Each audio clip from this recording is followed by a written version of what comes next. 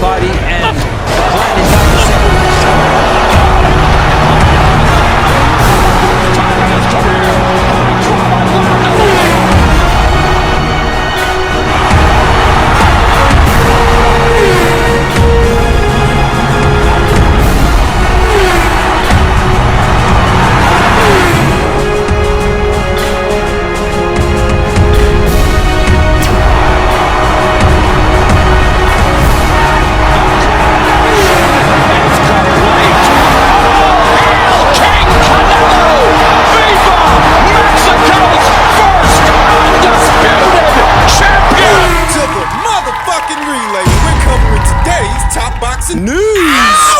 I'm not gonna allow him to disrespect me.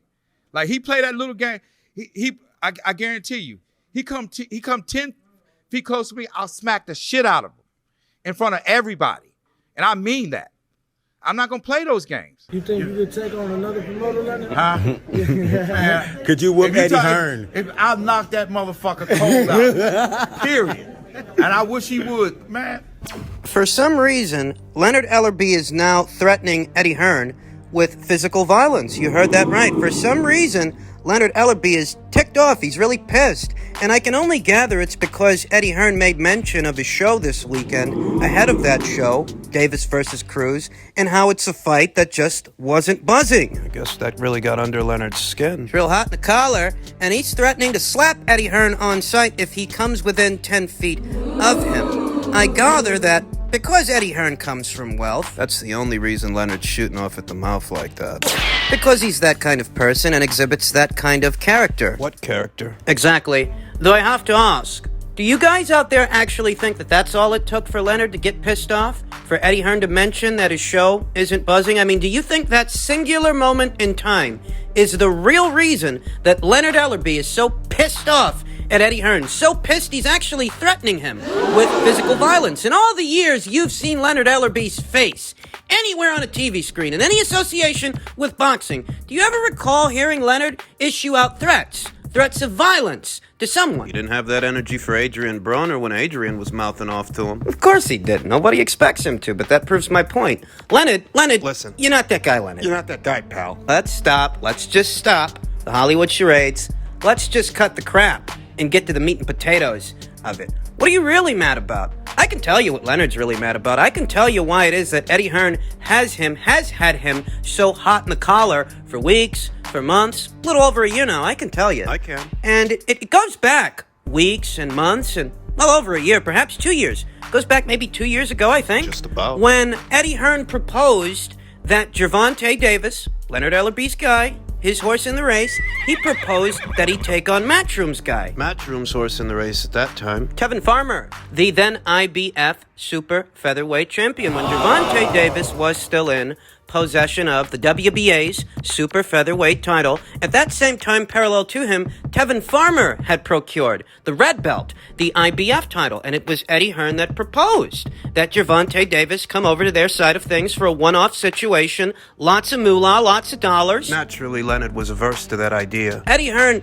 was willing to offer Gervonta Davis something like, I don't know, $5, $6, $7 million, $7 million up front, without having to put the fight on pay-per-view. He was willing to spend in excess of what the fight was actually worth. The same way he was willing to overspend for Mikey Garcia versus Jesse Vargas. I mean, the money, it was real enough for Mikey, so why wouldn't it be real enough for Gervonta? And Eddie was willing to pay Gervonta Davis well in excess of the fight's value, well in excess of what the fight was worth, because at that time, DAZN was looking to make a statement in the American market. They meant business. They were serious. And this chapped Leonard's ass. He would have none of it. He put up a counter offer of his own, and Eddie countered that offer. Leonard Ellerbe's real issue with Eddie Hearn can be traced back to this singular moment in time when Eddie Hearn put him on the spot and told him, proposed to him, a blind bid. Whoever puts up the most money gets the fight. Matchroom is global. TMT isn't. Believe me when I tell you that Matchroom had more resources, still has more resources, stages shows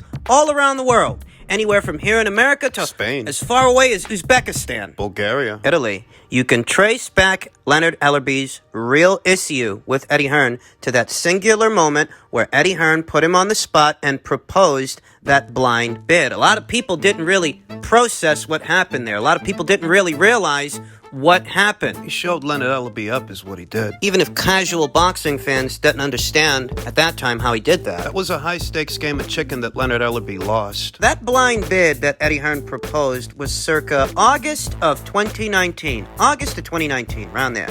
You fast forward, and Gervonta Davis, he ends up making his pay-per-view debut later on that year against Leo Santa Cruz.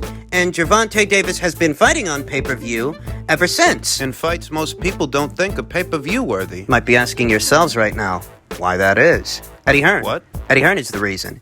In order for Gervonta Davis to get paid, the way he would have gotten paid by Eddie Hearn had he crossed over, the people at TMT, PBC... Gotta stick him on pay-per-view. Go back to 2019, when Eddie Hearn was telling Gervonta Davis to name his price. What do you want, $5 million, $6 million, $7 million? This is what started it. We talked about it here on the channel, though, given the number of subjects, various subjects we talk about here on the channel. This one kind of got lost in the sauce. It got lost in translation. A lot of people didn't realize then that Eddie Hearn showed Leonard Ellerbe up when he proposed they meet up and do a blind bid. Highest bidder gets the fight. Leonard would have none of it. And Gervonta Davis has been on pay-per-view ever since. Why? Because Showtime ain't got the kind of budget that the Zone has. Because Mayweather Promotions ain't got the same kind of resources that Matchroom does.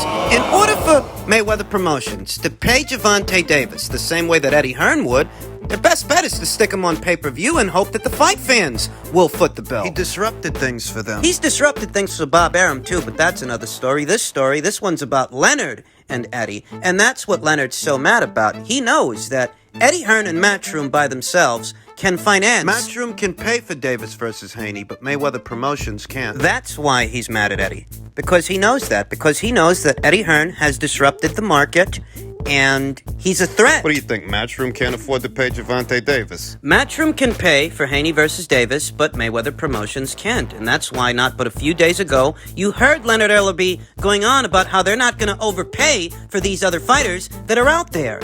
I'm not gonna allow him to disrespect me. Like he played that little game.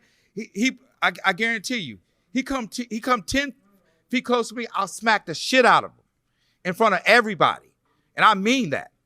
I'm not gonna play those games. Haven't you noticed the last couple of weeks, the last couple of months, the last year or so that Leonard Ellerbe seems to have been on edge, arguing with people online? Very recently, Dan Rafael, He conducted a poll. in reference to last night's fight, yesterday's fight, and he asked, "Are you buying Davis versus Cruz tonight? It's $74.99 on Showtime Boxing pay-per-view." To which the vast majority of people, Close to 10,000. approximately, out of 9,673 people that decided to participate, that decided to vote, 93% of people that voted said no, they're not going to buy the fight. They're not going to buy the pay-per-view. And Leonard Ellerbe, he didn't take kindly to this. Oh, why would he? It reflects poorly on him. Guy's living in a bubble. He's trying to convince people that fights like Gervonta Davis versus Isaac Cruz, a late replacement, he's trying to convince people that it's a good buy, that kind of fight belongs on pay-per-view. To that, Leonard Ellerbe asked, "Wow, do you do polls for all pay-per-view fights or just this one? And what difference does it make?" Dan Rafael is a boxing guy, and that is a legitimate question. You see a lot of people staging pay-per-views on a Sunday? That in and of itself warrants such a question, and never mind that the pay-per-view market is being oversaturated more so than it has ever been in any other era of boxing. There were 2 pay-per-views last month. Here you come with this one. Also that next month you can expect these same fight fans to shell out their hard-earned dollars for what is a very ordinary, albeit solid fight between Luis Ortiz and Charles Martin in another pay-per-view, yet another pay-per-view. Leonard's been on edge lately. And it's noticeable, the way he's been arguing with people online for weeks, the hostility he harbors for Eddie Hearn. Eddie Hearn, who, at minimum, was ribbing him the way you expect your professional rivals to rib you. To that, Leonard Ellerbe has threatened Eddie Hearn with physical violence. Better be careful that he's not writing a check that his ass can't cash. You're not that guy, pal. Leonard Ellerbe is on edge, and he's not the only one. Floyd Mayweather Jr., he's been on edge lately as well. I mean, you'll notice that he's shifted the focus over to Canelo Alvarez quite a bit, before and after this Gervonta Davis versus Isaac Cruz fight. Why the fuck is he talking so much about Canelo Alvarez instead of his own fighter in what was his own fight? Oh, we'll get to that. This pay-per-view and Eddie Hearn's mention of it seems to have been a sore spot for Leonard, the proverbial straw that broke the proverbial camel's back. And one might feel so inclined to ask, well, why would that bother Leonard? Wasn't it always their plan to put Gervonta Davis on pay-per-view? And I believe it was. But I believe Eddie's presence in the American market forced them to do it ahead of schedule. He wasn't on pay-per-view up until Eddie Hearn offered to bring him over to DAZN for a one-off, offered him more money than he had been making at that time, more money up front. Eddie created a stressful situation for Mayweather Promotions. An ongoing situation that continues to be a stress point for Leonard Ellerbe. Because Eddie Hearn still has a horse in the race. He's got Devin Haney. Devin Haney on paper might be a network and promotional free agent, but he very recently said that he's going to continue to work with Eddie Hearn. He's going to continue to work with that guy moving forward. Free agent or no free agent? Devin Haney's one of the guys people want to see Gervonta Davis fight. One of the names, Jim Gray, Showtime's Jim Gray,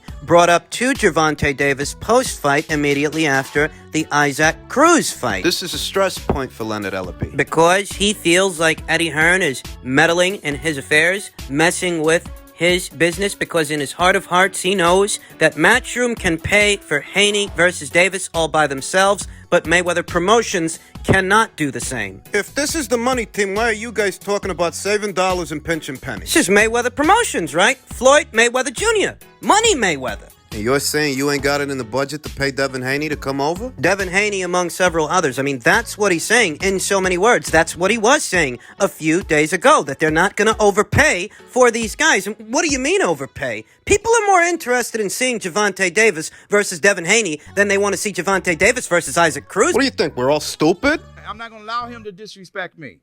Like, he played that little game. I guarantee you, he come 10 feet close to me, I'll smack the shit out of him in front of everybody. And I mean that. I'm not going to play those games. You could take a guy like Canelo. This guy could do, he could pick and choose who he want to fight. And I'm going to tell y'all the truth about Canelo. Motherfucker easy, man. Cakewalk. Easy. Y'all sitting up here, y'all praising this dude. This dude was nothing. I was almost 40 years old when I cooked this dude. Easy.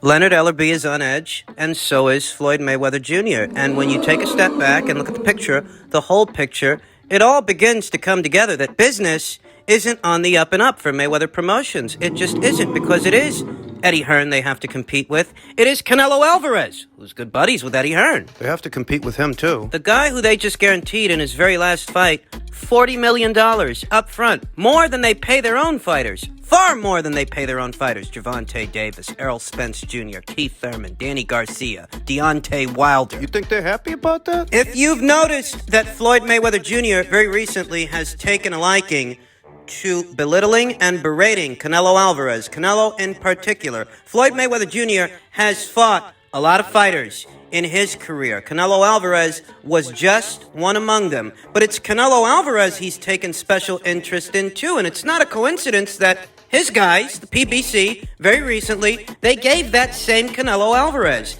$40 million for a one-off. Just so he could end up going somewhere else in his very next fight. Normally, what fighters do when they beat a guy who goes on to do some great things, they glorify that guy to indirectly glorify themselves, whereas what Floyd Mayweather Jr. is doing is belittling Canelo Alvarez, berating him. He almost seems upset. In the 8 subsequent years that followed their contest, 2013, 2014, I believe it was, somewhere around there. Getting old. Old age is getting the best of me. In the 8 years that followed, you never saw Floyd belittling and berating Canelo Alvarez as much as we see him doing that now, here in 2021. And what happened in 2021? His guys at the PBC gave Canelo Alvarez $40 million up front. That's what happened. And what are you now hearing by way of Mayweather Promotions? That they're not going to overpay for a Devin Haney or a George Kambosos or just any of these other guys that are out there. It almost sounds like these guys, they're boxing on a budget. The money team? If you would have told me that a few years ago, I never would have thought it.